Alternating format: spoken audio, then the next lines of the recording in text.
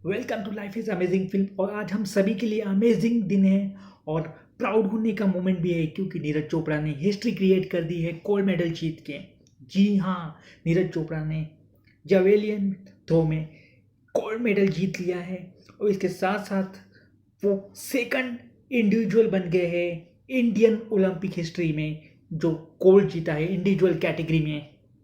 तो सबसे पहले हम उनका वो जो विनिंग मोमेंट है वो देखेंगे। उसके साथ साथ जो उनका जेवलिन थ्रो का जो कौन फाइनल मैच था जहाँ पे उन्होंने ये हिस्टोरिक मोमेंट क्रिएट किया, उसको विटनेस करेंगे एक बार। और उसके साथ साथ जानेंगे नीरज चोपड़ा के लाइफ के बारे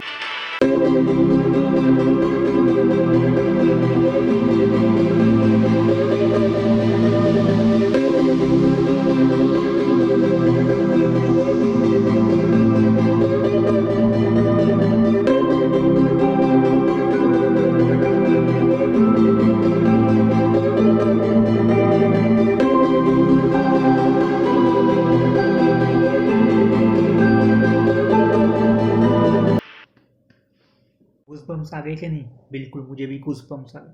what a proud moment for every Indian. सच में नीरज चोपड़ा जी ने हिस्ट्री क्रिएट कर दी। उन्हें एक बार फिर से सलाम है उनके अमेजिंग परफॉर्मेंस के लिए।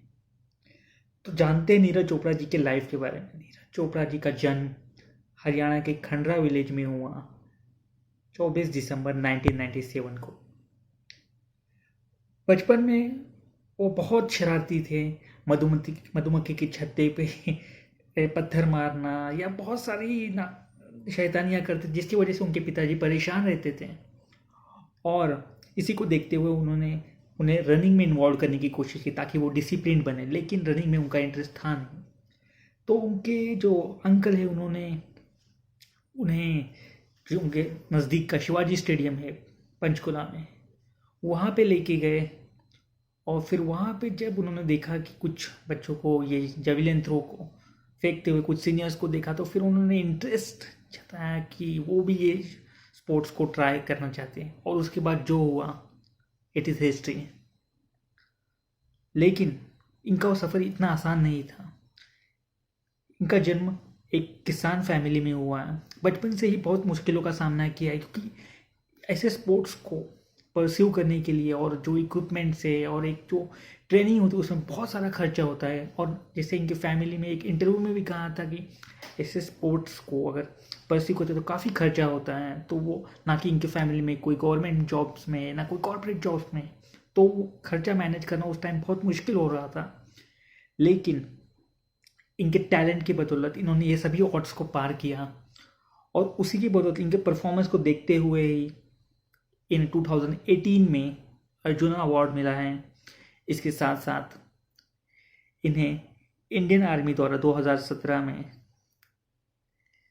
सूबेदार की पोजीशन भी दी गई है। अब ये इंडियन आर्मी में नायब सूबेदार की पोस्ट पे हैं और ये डिज़र्व करते हैं, क्योंकि इन्होंने एक बार नहीं अनगिनत बार अपने टैलेंट को प्रूव किया। इसीलिए इनका नेम गोल्डन बॉय है।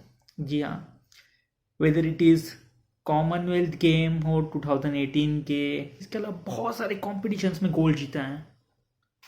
और जो इनका मेन गोल था कि टोक्यो ओलंपिक्स में गोल्ड जीतना, वो भी इन्होंने पूरा कर दिया है। अब देखते हैं इसके बाद ये गोल्डन बॉय क्या करते हैं। Thank you for watching.